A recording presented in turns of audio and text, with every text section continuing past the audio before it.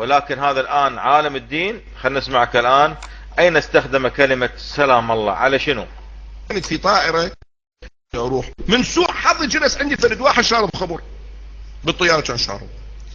هذا تجارب عندي في الحياة، انا ما زعلان ليش صار.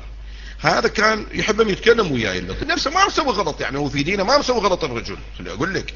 ولكن هذا كان يحكي ريحة الجيفة اللي كان تطلع من حلقة سلام الله على بواليع الكويت، خلي اقول لك.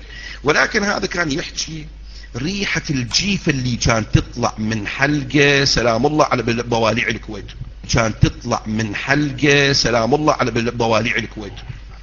ما ادري الحين هذا عالم دين ولا عالم مجاري؟ بارك الله فيك. هل هذا الان عالم دين ولا عالم مجاري؟ سلام الله على بواليع الكويت.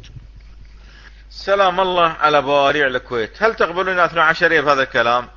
هل تقبلون واحد يقول سلام الله على الحسين وسلام الله على المهدي وسلام الله على فلان وسلام الله على بواليع الكويت؟ هل تقبلون هذا يا 12؟ ريحة جيفة، وخصوصا لما كان بعد اريد ارجع لما كان يدريع.